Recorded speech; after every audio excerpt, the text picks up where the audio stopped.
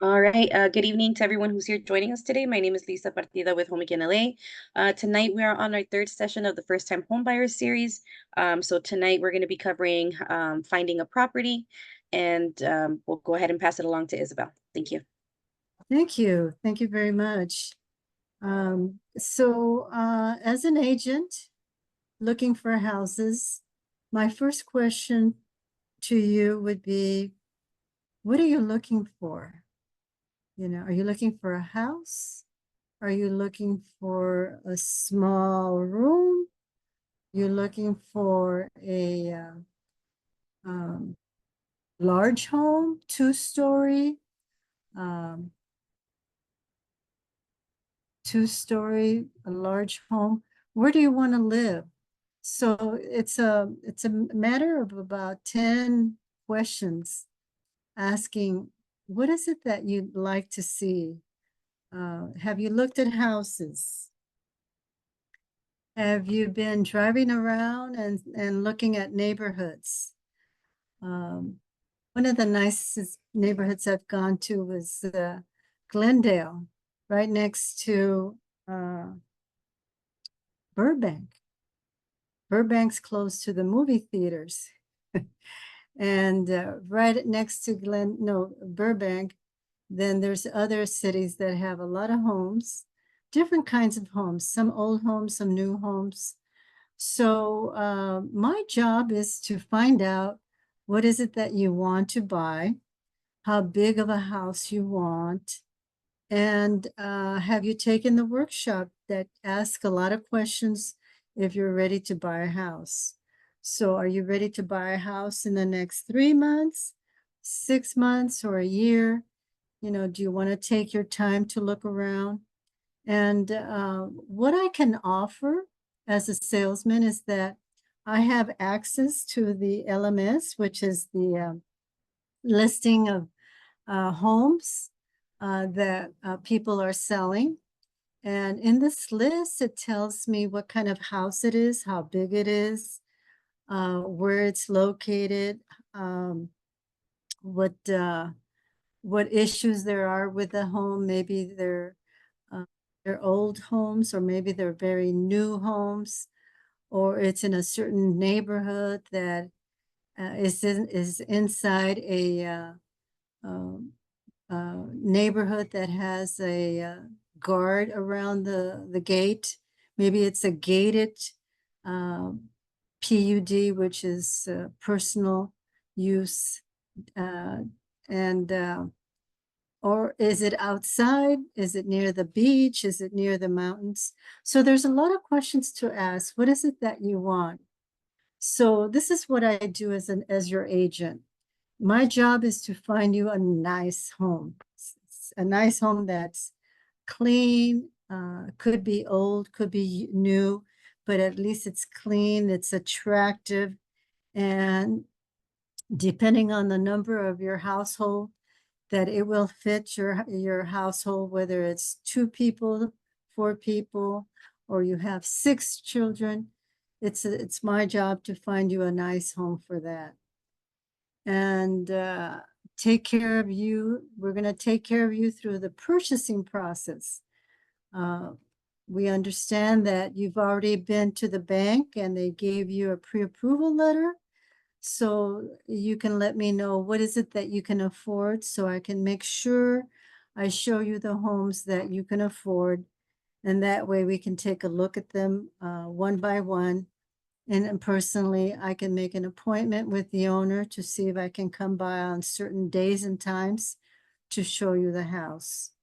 And then my favorite job is to answer all your questions.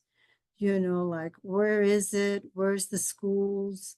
Where's the stores? Where's the transportation areas?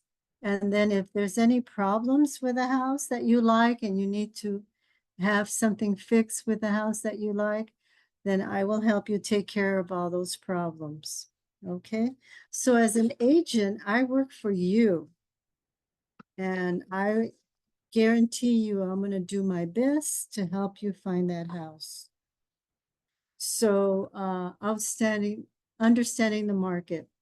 So we've had different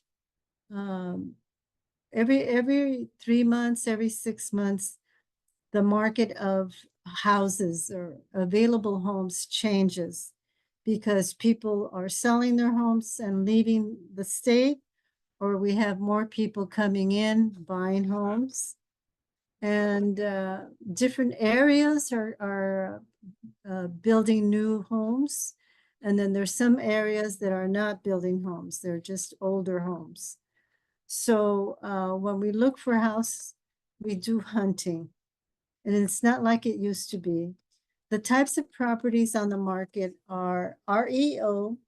Those are houses that the bank has taken back from people who weren't able to make payments. This was very prominent during the recession when a lot of people were out of work and they had to give up their homes. We don't see very many REOs. I just want to say maybe in a year I see one or two. Then there's the HUD homes.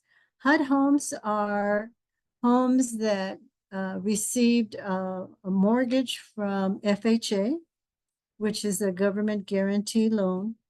And again, this happened during the recession where a lot of homes were lost because they lost their job and they had to move back with other family members. So what the government did is create a website where they would list the homes that they bought back, and they put them on the list on the website. And you can bid. You can go to the website and you find a house where you want to live nearby, or it's a little far and it's very inexpensive. You could put a bid on it and say, I want to bid on this house. I want to put in so much money. However, with that bid website, a lot of people are looking at that website and they're putting their bid. So if they see your bid, they may come back and bid higher to outpay you. So it's just something that I need to explain, that it exists. It's not the best way because a lot of the HUD homes are in the desert. A lot of homes were lost from people who lived in the desert, bought homes, and now they can't afford them. Then we have short sales. These are houses that people, again, were losing. And instead of losing the house, they had the house sold.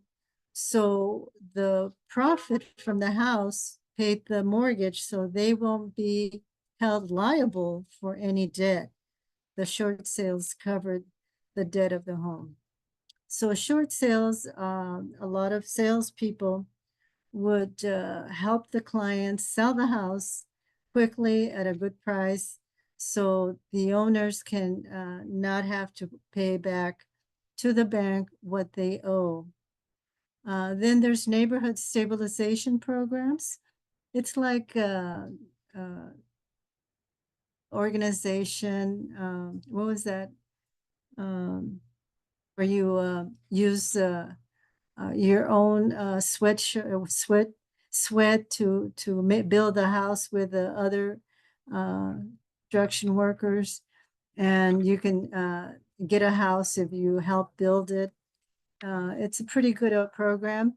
I don't see it too often, but every now and then I look it up, and there's always one or two programs that can help you.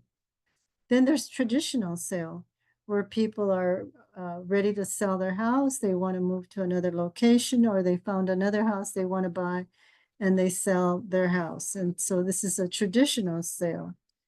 And this is something, well, again, I ask, how big of a house do you want? Where do you want to live? How close do you want to be to schools or to industries or to transportation?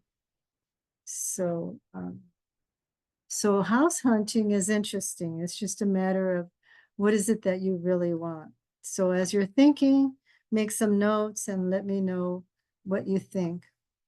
And how do I find a home? Well, I have access to all the homes available for sale, and I see more information than what's online. As you see, it's the LMS. There's agents, agents that work for people who sell homes. You have a question? No? Okay. There's sales agents, and then there's agents that work for sellers. So if I was working for a seller, I would find out everything about the house, how old the house is, how big the house is, how many rooms, what's the kitchen, kitchen, the living room. And I would report all that to the LMS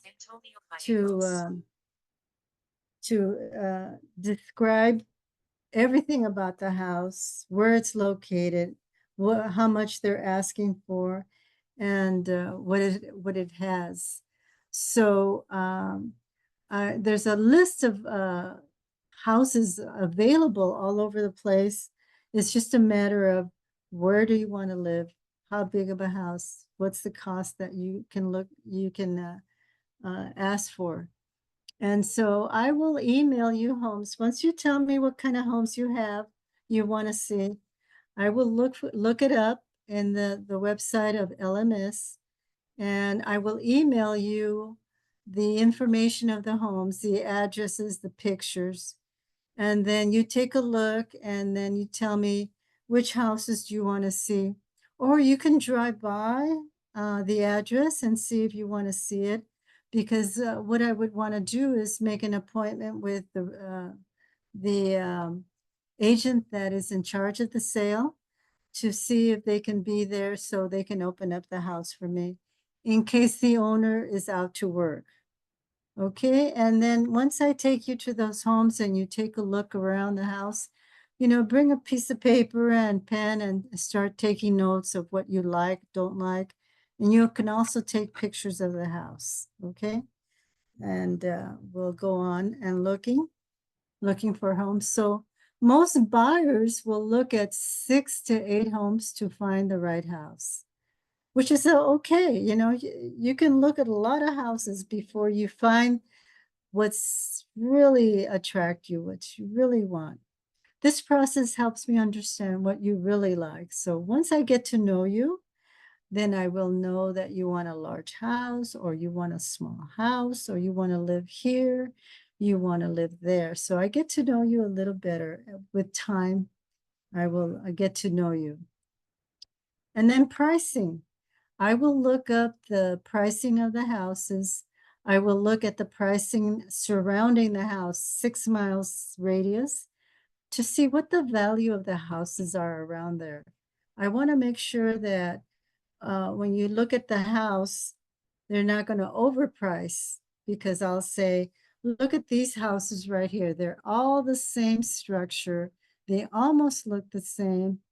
And, 3 of them have the same sales price, but 2 of them are asking for 20,000 more. Why is that? What is so special about them? We need to ask. So if you're looking at a house and they're asking for 20,000 more than the other 3, we can start negotiating and say, well, all the other houses around are worth a certain amount. Why are you charging 20%? So, you can ask a lot of questions, you can work around it, and that's what I'm here to help you with. Okay. All right. So, writing and submitting an offer. So here we are. We find a house you like. You walked in, you looked at everything, and you said, oh my God, this is perfect. Look at the yard. Look at the front. All the inside is just wonderful. And so what you want to do is you want to make an offer. And you talk to me and I talk to you, and we start talking about our strategy. And so I talk to the agent, the seller agent, we talk to the seller, and we give him an offer. Okay. Can you hold on a minute? There's someone knocking on my door. Hold on a minute.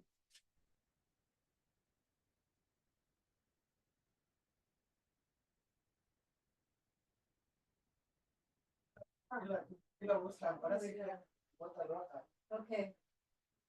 I'll be.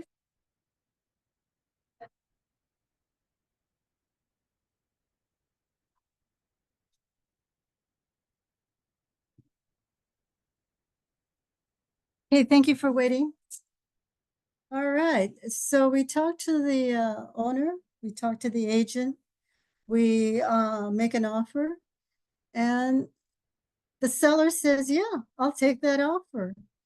And so then what we do is we sit down and we talk with the seller's agent, we talk to you, and we start going back and forth on the amount.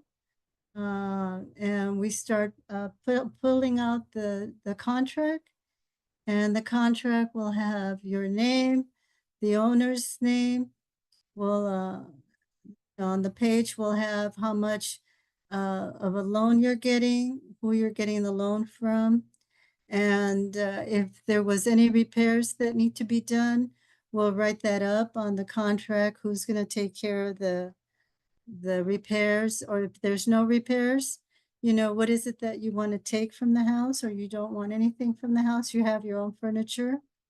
And so we start filling out the contract.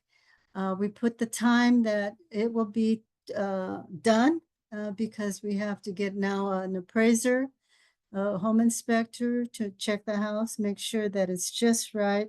There's no other problems coming up. And we look at other options to see what else that we need to comply and fill out and commit to the conditions that sometimes comes up. The conditions will be like, make sure the appraisal's right, make sure the inspection is right, and then we talk to the lender to have them start going through all the necessary review so they can approve you, and then hopefully they can give you the loan and the timing. Okay. So any questions or comments?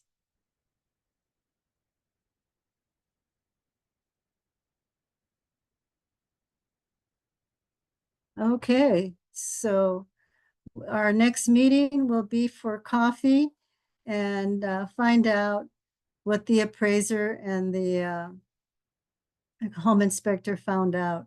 Hopefully everything will go well. Thank you so much, Isabel. Okay, Alrighty. Have a good night, everybody. See you I guys next can't, Thursday. I'm sorry, what? I said we'll see you guys next Thursday. On Thursday? Or Tuesday, sorry. Next Tuesday? Yes. Okay, you got a deal. All right. We'll see you guys. Okay, thank you. Thank you. Bye-bye. Bye-bye.